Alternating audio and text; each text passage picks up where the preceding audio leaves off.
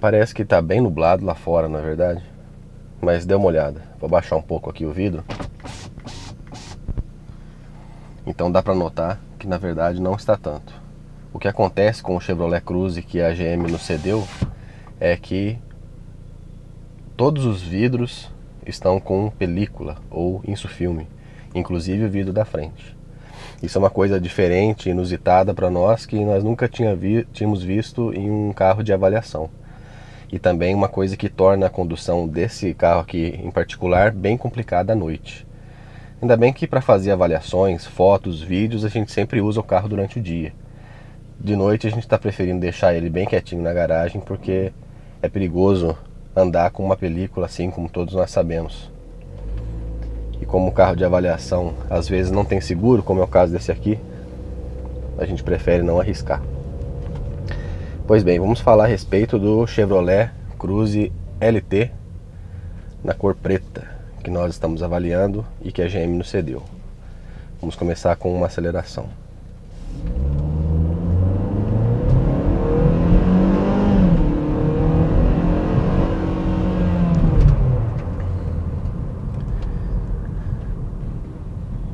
O Cruze tem um motor 1.8 Ecotec, 16 válvulas, com até 140 cavalos na gasolina e 144 cavalos no álcool. Ele é um motor apropriado para o Cruze, só que ele é em grande parte auxiliado pelo câmbio automático de 6 marchas que o modelo tem. Aliás, se você escolher um Cruze tanto manual quanto automático, o câmbio vai ser sempre de 6 marchas. Só que isso não é o que nós queremos destacar mais nessa avaliação do Cruze na cidade e também depois na estrada. O que eu acho que são os destaques do modelo, pelo que nós percebemos andando com ele já por alguns dias aqui na cidade, é que a sua estabilidade é um ponto muito positivo e o câmbio automático também é outro que merece uma consideração. Primeiro, falando a respeito da estabilidade da suspensão. A suspensão do Cruze é daquelas firmes. Ela está muito mais para uma suspensão de um Civic ou de um Jetta do que para a suspensão de um Corolla, por exemplo. Apesar de nós termos comentado na avaliação que nós fizemos do Corolla 2.0 há alguns meses que a suspensão dele é firme, em comparação com essa aqui, ela é até bem macia.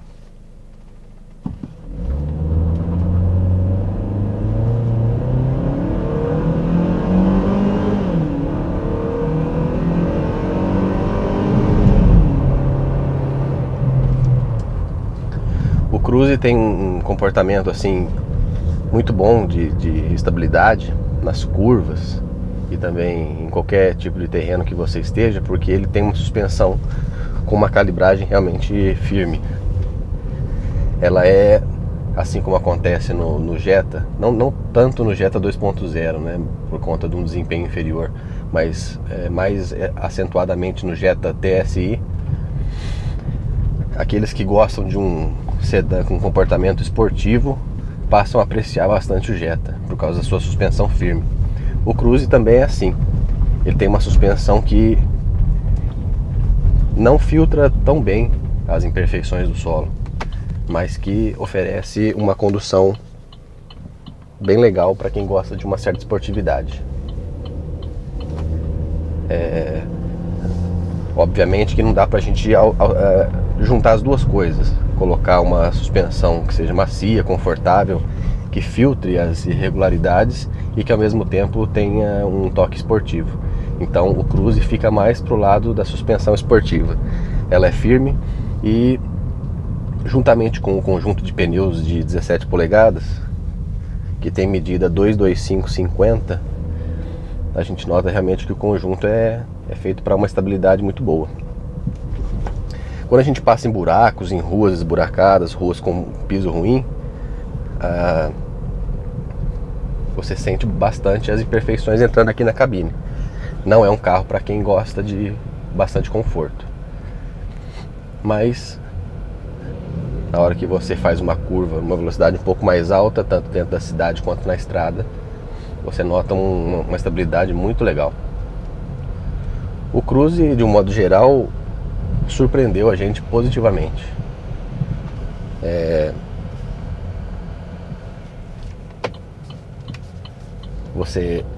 Primeiro que essa cor preta dele ficou bem legal. Ele ficou com uma aparência bem esportiva. As rodas da versão LT, assim como muitos leitores nossos falam, ela é mais interessante, mais esportiva do que da LTZ. Da versão LTZ ela é mais clássica, mais assim, elegante. Mas a da versão LT transmite uma certa esportividade por causa de ter poucos aros. Aí você entrando aqui na cabine, você imagina que vai ser um carro assim, um acabamento mais simples por conta de ser a versão mais barata, mas a impressão aqui dentro é muito boa. É claro que a versão LTZ, com várias coisas, por exemplo, uma tela maior ali no centro do painel, mostrando o GPS, isso e aquilo, é bem mais interessante. Só que a diferença de 10 mil reais é grande. O Cruze LT já tem um preço salgado, digamos assim, um preço no nível de quem está no topo, não de quem está tentando entrar no segmento. Ou seja, preço parecido com Civic, Corolla e não de outras marcas.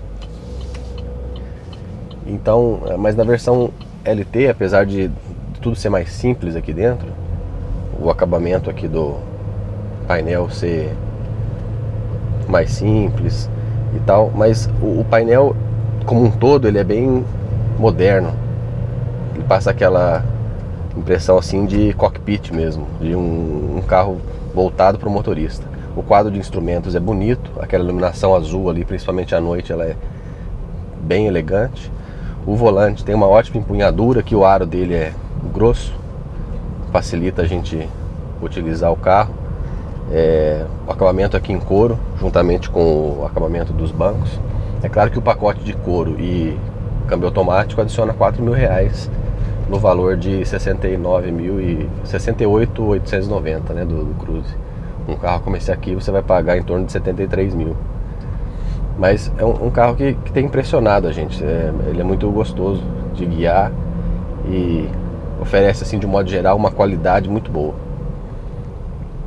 Muito tem reclamado, falando assim, que as revistas automotivas de repente colocaram o Corolla em último lugar nos comparativos, só porque outros modelos que chegaram aí estão pagando para as revistas para serem os primeiros dos comparativos.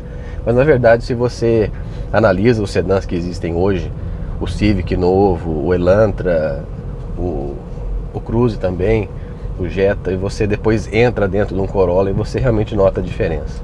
O Cruze não tem nada a ver. Se você quer um interior assim mais moderno, realmente ele é uma boa opção. Agora, falando do outro destaque, né, além da suspensão que eu comentei mais detalhadamente, o outro destaque é o câmbio automático. Ele é de 6 marchas e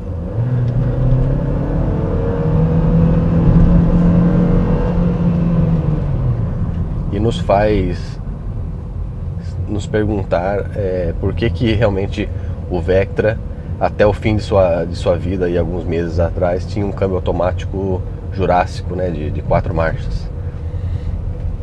Não só o Vectra, né, mas por exemplo o Corolla mesmo, até hoje tem um câmbio automático de apenas 4 marchas. Quando você utiliza, né, durante alguns dias um sedã médio com câmbio automático de 6 marchas, você nota que ele é bem diferente. Você nota que o motor rende mais. É claro que esse motor 1.8 do Cruze equivale a muitos 2.0 que existem por aí e até mais. Você não sente falta assim de potência ou de torque entre esse 1.8 e um 2.0. Mas o câmbio automático ajuda bastante, porque as trocas são mais rápidas e não existe buraco entre as marchas. Elas são bem escalonadas e você nota que a subida de giro e aumento da velocidade são constantes. É claro que isso acontece dentro das limitações do motor 1.8 do Cruze. Nós não temos aquele vigor, por exemplo, de um Jetta Turbo que tem em torno de 60 cavalos a mais, não tem nem como comparar. Mas dentro desse nível de potência de 140 cavalos, o Cruze tem um desempenho muito bom. Apenas nós temos alguns detalhes que são pontos negativos a respeito desse câmbio. Uma coisa que ainda dentro dos pontos positivos é que ele tem um sensor de inclinação do carro e quando você está numa descida, ele segura a marcha para que você não tenha que usar o freio no pé. Vamos ver se numa descida aqui agora dá pra gente mostrar isso na prática.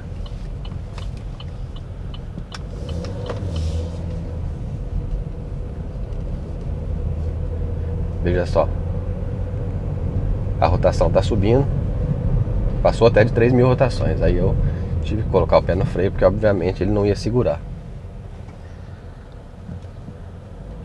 Mas esse é um detalhe interessante, esse freio pelo próprio câmbio, que ajuda a gente, por exemplo, em descidas de serra, né, a não ter que ficar usando o freio toda hora.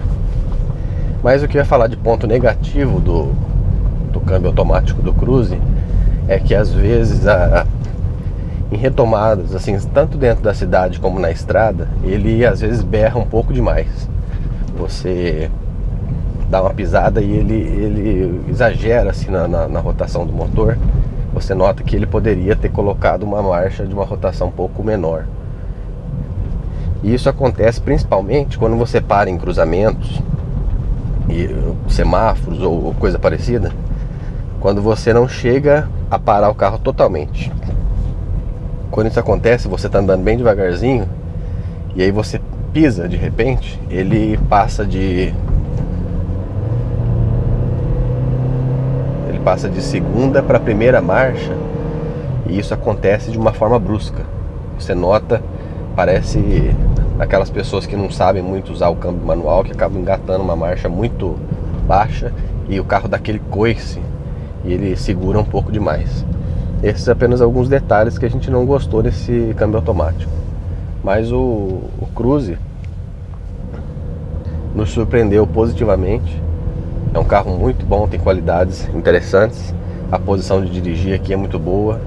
O volante está bem centralizado na frente do motorista. Apenas esse painel aqui, como ele tem esse console central grande, é um console central que é, digamos assim, digno de um console de sedã grande. Só que a largura total do carro não é tão compatível com isso. Então você acaba tendo pouco espaço para as pernas. Aqui minha perna está apertada. Também na hora de sair do carro eu notei que eu acabei batendo o joelho aqui nesse botão de acionar os faróis e as lanternas por umas 2, 3 vezes. Então esse aqui também poderia ser deslocado um pouco mais para frente. Mas fora isso, fica apenas o problema do preço, né? Que a GM com certeza sabia que tinha um produto muito bom nas mãos e achou que poderia colocar ele no nível alto de preço que os japoneses cobram. É claro que agora, com essa transição do Civic, o Cruze está em segundo lugar no segmento, atrás apenas do Corolla. Só que vamos ver agora que a nova geração, a nova versão do Civic está sendo vendida. Vamos ver qual que vai ser a ordem das cadeiras, digamos assim. Se realmente o Cruze vai conseguir sustentar uma venda boa ou se acontecerá como alguns de nossos leitores predisseram, que o Corolla continuaria vendendo aí umas 5.000 unidades por mês, o Civic passaria por umas 3.000, 3.500 e o Cruze cairia para 1.000 e poucas unidades por mês. Vamos ver. O que a gente sabe é que a GM tem um produto muito bom nas mãos. O que ela precisa fazer apenas é saber que preço colocar nele, porque agora no começo está vendendo bem por conta de ser uma novidade, né?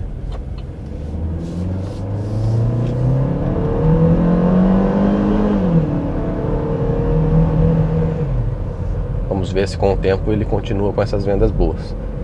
E além do preço alto, também outro problema é o consumo. Nós tivemos aqui andando na cidade com o ar-condicionado ligado em torno de 7 km por litro. e com gasolina não se passa de 9. É claro que aquilo que sempre falamos, cidade pequena, muitas subidas e descidas, o leitor que mora numa cidade grande ou em cidades mais planas conseguirá um consumo um pouco melhor, mas não muita coisa melhor. É aquele mal do motor flex que a gente sempre está falando. Mas fora isso, para quem quer uma novidade no segmento de sedãs médios e quer um carro que tenha boas qualidades, pode comprar o Cruze com tranquilidade, que ele é um carro interessante.